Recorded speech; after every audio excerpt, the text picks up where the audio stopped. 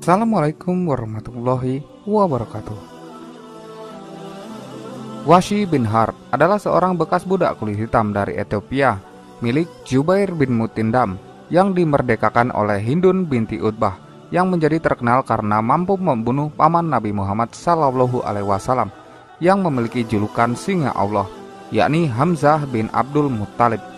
Dan ia juga berhasil membunuh Musailamah al-Kadzab saat pertempuran Yamamah pada zaman Khalifah Abu Bakar.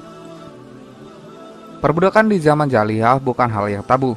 Bahkan pada masa syiar Rasulullah SAW, perbudakan masih terjadi di mana-mana. Untuk menjadi hamba merdeka, biasanya seorang budak akan menempuh berbagai upaya. Salah satunya adalah dimerdekakan oleh majikannya. Dalam sejarah Islam, kisah perbudakan yang cukup terkenal adalah kisah dari sosok Wahsy bin Harb.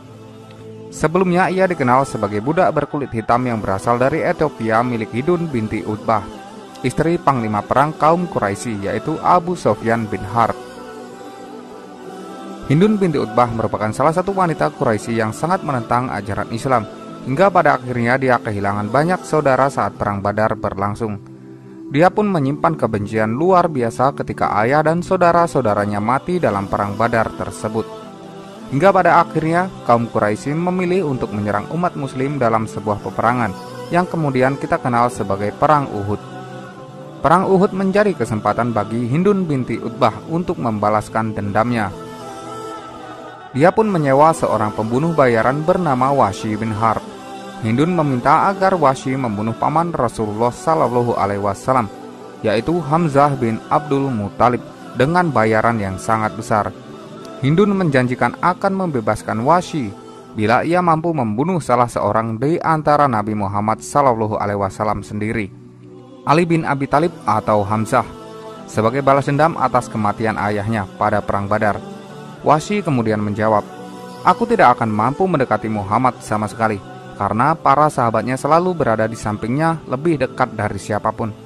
Ali sangat waspada dalam medan perang, sedangkan Hamzah berkelahi dengan sangat brutal, sehingga saat pertempuran dia tidak memperhatikan sekelilingnya dan ada kemungkinan aku bisa menjatuhkannya dengan menggunakan tipuan atau menyerangnya saat ia lengah." Hindun puas dengan jawaban ini dan menjanjikan kemerdekaannya bila ia berhasil. Wahsy pun setuju dengan perjanjian tersebut. Ia segera mengambil tombaknya dan berangkat bersama-sama dengan pasukan Quraisy. Ia berada di belakang pasukan bersama para wanita karena ia tidak terlalu mahir dalam berperang. Hanya saja Wahsy memiliki kemahiran melempar tombak. Lemparannya tidak pernah meleset sedikit pun dari sasaran.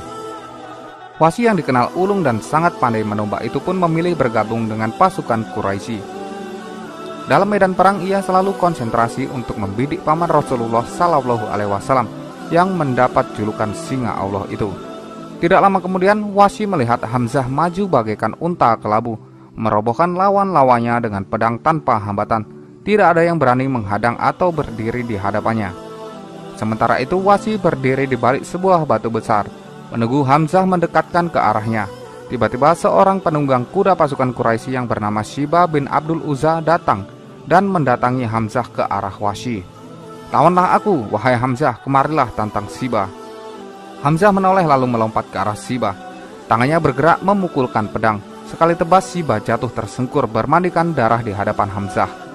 Wahsy mengambil ancang-ancang dengan posisi yang tepat sambil membidikkan tombaknya.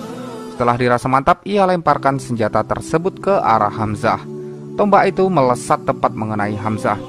Lantaran tombak itu, Hamzah berusaha berdiri namun tak kuasa. Pahlawan Islam yang dikenal dengan Singa Allah itu melangkah berat kira-kira 2 langkah, kemudian jatuh dengan tombak bersarang di tubuhnya. Wahsy tidak bergerak dari tempat persembunyiannya. Setelah yakin Hamzah benar-benar mati, baru ia mendatangi tubuh Hamzah dan mencabut tombaknya, lalu kembali ke perkemahan karena tidak ada kepentingan selain itu. Pada akhirnya Hamzah wafat sebagai syahid di medan perang Uhud. Gugurnya Hamzah bin Abdul Muttalib menyisakan luka yang sangat mendalam bagi Rasulullah SAW. Terlebih jasad sang paman dicabik begitu keji oleh kaum Quraisy. Hal itu membuat Rasulullah SAW sangat bersedih karena begitu kejinya hati Quraisy saat itu. Seusai pertempuran, Wahsy kembali ke kota Mekah bersama rombongan tentara Quraisy. Sampai di Mekah, ia pun dibebaskan oleh Jubair sesuai dengan janjinya. Sejak saat itu, Wahsy bebas dari perbudakan dan merdeka. Hari-hari terus berlalu. Kaum muslimin yang berada di Madinah kian bertambah. Pasukan mereka semakin kuat dan besar. Semakin bertambah kekuatan kaum muslimin, semakin besar kekhawatiran Wahsy. Kegelisahan dan ketakutan semakin menghantuinya. Hingga pada akhirnya Fatu Mekah, Rasulullah datang bersama 100.000 pasukan muslimin dan membuat Quraisy ketakutan, termasuk Wahsy. Dia lari hingga ke pinggir pantai. Kemudian istri Wahsy pun mendatangi Rasulullah SAW dan bertanya, apakah setiap orang yang memiliki dosa akan diampuni? Kemudian Rasulullah SAW menjawab, Allah memaafkan semua yang terdahulu jika orang mau bertaubat. Masuk Islam, taubat sudah tidak ada lagi dosa. Kabar itu disampaikan kepada Wahsy. Mendengar itu, Wahsy tak langsung menemui Rasulullah SAW. Dia bertanya apakah istrinya tersebut sudah menyampaikan jika suaminya yang penuh dosa itu adalah dirinya, yaitu Wahsy. Sang istri kemudian kembali menemui Rasulullah SAW dan menyampaikan siapa suaminya tersebut. Mendengar cerita itu, Rasulullah SAW langsung terdiam dan tertunduk dengan wajah yang berbeda. Lalu turunlah ayat yang berbunyi sebagai berikut. Katakanlah, wahai hamba-hambaku yang melampaui batas terhadap diri mereka sendiri, janganlah kamu berputus asa dari rahmat Allah. Sesungguhnya Allah mengampuni dosa-dosa semuanya. Sungguh dialah yang maha pengampun, maha penyayang. Rasulullah SAW kemudian menyampaikan ayat tersebut kepada para sahabat juga istri Wahsy. Kemudian dimintalah Wahsy menghadap Rasulullah SAW. Saat itu Rasulullah menyampaikan jika ia telah memaafkan Wahsy dan dia pun masuk Islam. Setelah menyampaikan jika Rasulullah SAW memaafkannya, Wahsy pun diminta tak menampakkan wajahnya di hadapan Rasulullah SAW. Aku sudah memaafkanmu, tapi kalau aku lihat wajahmu, aku terbayang wajah Hamzah bin Abdul Muttalib yang rusak dihancurkan olehmu saat itu. Aku teringat wajah Hamzah. Makanya jangan muncul di hadapanku lagi, kata Rasulullah SAW. Hal itu membuat Wahsy merasa sangat kecewa. Dia pun menuruti permintaan Rasulullah SAW untuk tidak menampakkan wajahnya di hadapan Rasulullah. Hingga pada akhirnya Rasulullah SAW wafat. Sampai pada masa kemunculan Musailamah Al-Kadzab, orang yang mengaku sebagai nabi, Wahsy ikut berperang dan membunuh Musailamah dengan tombak yang sama yang ia gunakan untuk membunuh Hamzah bin Abdul Muttalib.